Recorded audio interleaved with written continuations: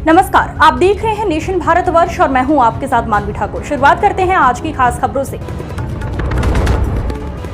बिहार के आरा में गुरुवार की शाम आकाशीय बिजली गिरने से 18 छात्राएं घायल हो गई। घटना जिले के तरारी प्रखंड के बड़का गांव की है। पेड़ के पास कमरे में पड़ रही 18 छात्राएं गिरकर तड़पने लगी। सभी को आनंद फानन में तरारी सामुदायिक स्वास्थ्य उपकेंद्र CHC ले जाया गया।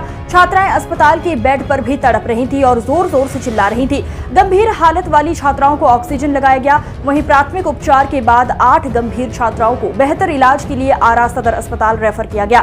बताया जा रहा है कि बड़का गांव +2 उच्च विद्यालय से छुट्टी होने के बाद सभी छात्राएं घर जा रही थी, तभी तेज गर्जन के साथ स्कूल कैंपस के बाहर आकाशीय बिजली गिरी, जिससे पेड़ के नीचे खड़ी करीब 18 छात्राएं घायल हो गई। घटना के बाद स्कूल कैंपस में अफरा तफरी का माहौल हो गया। अन्य 10 छात्राओं का इलाज के लिए तरारी CHC में भर्ती कराया गया। ठनका गिरा है, काफी बच्चियां जख्मी हुई है। कितनी बच्चियों की संख्या है? संख्या अभी तो हॉस्पिटल से अभी अभी वहाँ 7 बच्ची हुई PSC में, दो बच्चे बताया जा रहा है कि 24 बच्चियां हैं और 20 प्राथमिक उपचार करके उनको रिलीज किया। मौके पर जिला शिक्षा पदाधिकारी भी पहुंचे हुए हैं। हाँ पहुँचे और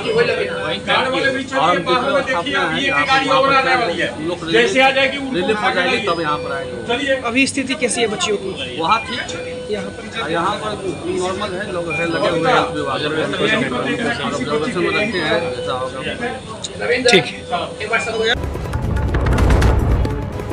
स्टार्टअप के तहत आरा के रहने वाले एक युवक ने ऐसा एप्लीकेशन बनाया है जिससे आए दिन जिलों में डॉक्टर के पास जाकर इलाज कराने वाले लोगों को अब फायदा मिलेगा।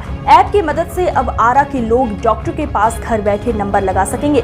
सुबह सुबह डॉक्टर्स के क्लिनिक के बाहर खड़े होकर नंबर लगाने के लिए लाइन नहीं लगाना पड़ेगा। आरा के संकट मोचन नगर के रहने वाले शुभम कुमार सिंह ने ये ऐप देश में चल रहे स्टार्टअप के तहत बनाया है।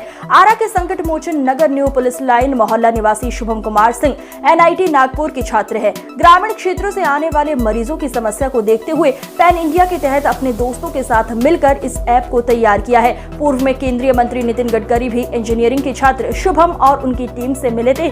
छात्रों के प्रयास को खूब सराहा था। डॉक्टर ऐप की आज से इसके बारे में जानकारी दी गई, क्या है ये ऐप, इसके बारे में? डॉक्टर पॉइंट एक हमारे हेल्थ केयर सर्विस है जिससे कि हम डॉक्टर्स को और पेशेंट्स को एक सुविधा दे रहे हैं। पेशेंट्स अपने घर बैठे डॉक्टर के पास डायरेक्ट OPD के लिए लाइन लगा सकते हैं। उनके लिए पैसे डॉक्टर के पास आने की जरूरत नहीं पड़ेगी। जितने भी गांव के लोग हैं जो आरा से काफ़ी दूर है, 50 किलोमीटर मतलब, वो घर बैठे डॉक्टर की एबिलिटी चेक कर सकते हैं अपने iPhone से डाउनलोड करके, जिसका एंड्रॉयड फ़ोन है प्ले स्टोर डाउनलोड करके चेक कर सकते हैं। हमारी एक वेबसाइट भी लॉन्च होगी जिसका नाम doctorpoint.com रहेगा, तो वहाँ से भी डॉक्टर्स की सारी हिस्ट्री चेक कर सकते हैं।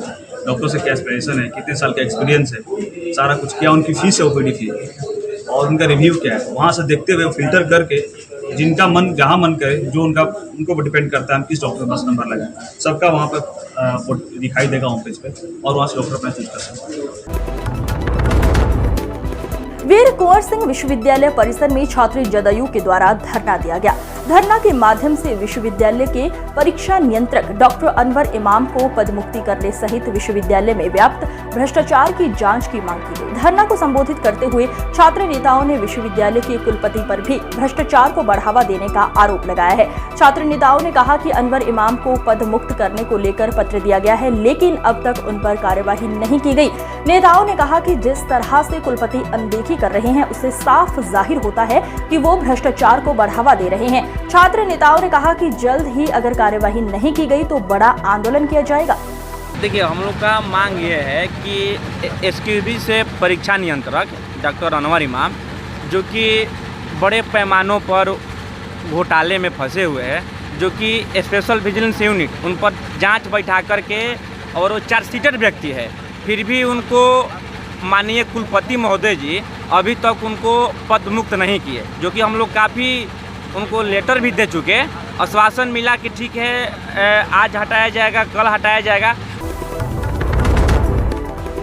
जन स्वराज अभियान के सूत्रधार प्रशांत किशोर सहरसा के सोनबरसा ब्लॉक में पहुंचे। इस दौरान बरैठ गांव में राम जानकारी मंदिर के मैदान में जनसंवाद कर लोगों को वोट की ताकत का एहसास दिलाया। प्रशांत किशोर ने कहा कि रास्ते में गांव के अगर 100 बच्चे दिखे तो आधे से ज्यादा बच्चों को शरीर पर शुद्ध कपड़ा नहीं है। आपके जितने छोटे बच्चे यहाँ घूम रहे हैं देख लीजिए, ज्यादातर बच्चों के पैर में हवाई चप्पल भी नहीं है। प्रशांत किशोर ने कहा कि वोट देते समय सिर्फ और सिर्फ अपने बच्चों का चेहरा याद रखिए, अपने बच्चों के लिए वोट दीजिए। आपने वोट दिया जाति के नाम पर, आपने वोट दिया विचारधारा के नाम पर, आपने वोट दिया हिंदू मुसलमान बनकर, आपने वोट दिया लालू का, नीतीश का और मोदी का चेहरा देखकर, फिर भी आपका जीवन नहीं सुधरा। नेताजी का चेहरा दिखेगा। अभी अब इसीलिए आपको एक मंत्र सिखाएंगे। अगली बार जब वोट देने जाइए, वोट जिसको मन है उसको दीजिए, लेकिन एक मंत्र याद रखिए, अगली बार जब वोट दीजिए तो एक बार मेरा सलाह मानिए, वोट देते समय सिर्फ और सिर्फ अपने बच्चों का चेहरा याद रखिए, अपने बच्चों के लिए वोट दीजिए। आपने वोट दिया जात के नाम पर, आपने वोट दिया विचारधारा के नाम पर, आपने वोट दिया हिंदू मुसलमान बनकर, आपने वोट दिया लालू का, नीतीश का, मोदी का चेहरा देखकर, आपका जीवन नहीं सुधरा। फतेहपुर में आकाशीय बिजली की चपेट में आने से 4 महिलाओं की मौत हो गई। आपको बता दें, धान की करते समय आकाशीय बिजली का कहर देखने को मिला, जहां बिजली की चपेट में आने से 3 महिलाओं की मौके पर दर्दनाक मौत हो गई। इस दौरान एक की हालत गंभीर होने पर अस्पताल में भर्ती कराया गया, जहां चिकित्सकों ने उसे मृत घोषित कर दिया। वहीं मृतकों की मौत के बाद परिजनों में कोहराम मच गया है। सूचना पर पहुंची पुलिस व राजस्व विभाग टीम के द्वारा जांच के बाद आवश्यक कार्यवाही की गई। मल्लवा थाना क्षेत्र पुरस्ती कला गांव व बरमतपुर गांव की घटना है। आज थाना मलवा क्षेत्र के गांव पुरस्ती कला में आकाशीय बिजली गिरने से 3 महिलाओं गोमती दिवाकर, राजकुमारी पाल व कुसुमा पाल की मौके पर मृत्यु हो गई व 2 व्यक्ति सूरज पाल व पूजा दिवाकर घायल हो गए, जिनको जिला अस्पताल सदर भेजा गया है। मृत व्यक्तियों का शव कब्जे में लेकर के पंचनामा पोस्टमार्टम की कार्रवाई कराई जा रही है। मौके पर पुलिस विभाग व राजस्व विभाग के अधिकारी मौजूद हैं और सब वैधानिक कार्रवाई की जा रही है।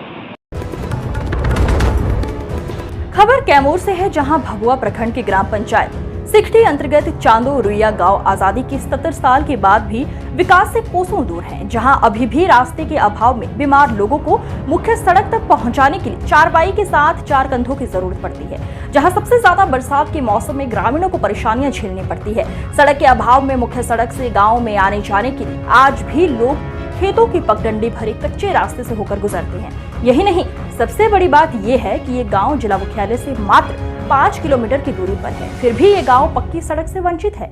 इसे सरकारी तंत्र व जनप्रतिनिधियों की नाकामी कहें या फिर कुछ और, एक लंबा अरसा बीतने के बावजूद भी इस गांव में सड़क नहीं बन सका है, जबकि प्रधानमंत्री सड़क योजना एवं मुख्यमंत्री 7 निश्चय योजना के तहत सड़क योजना जैसी योजनाओं के आने के बाद गांव की मुख्य सड़क को लिंक पथ से जोड़ा गया है, किंतु ये गांव सरकार की सड़क योजनाओं से पूरी तरह से वंचित है।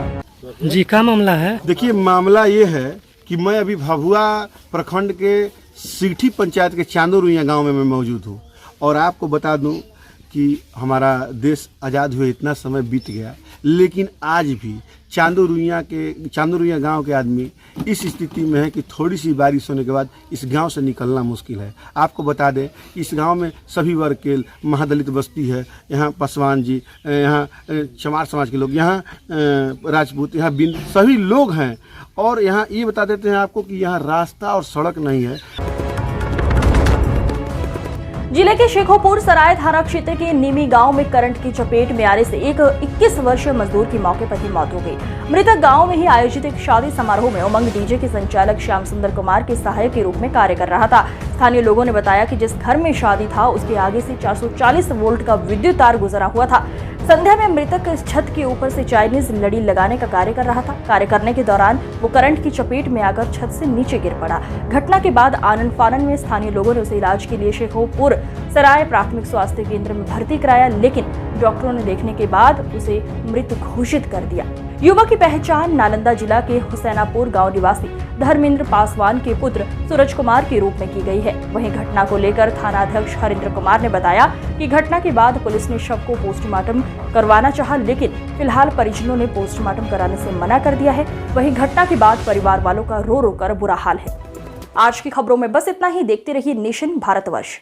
नमस्कार।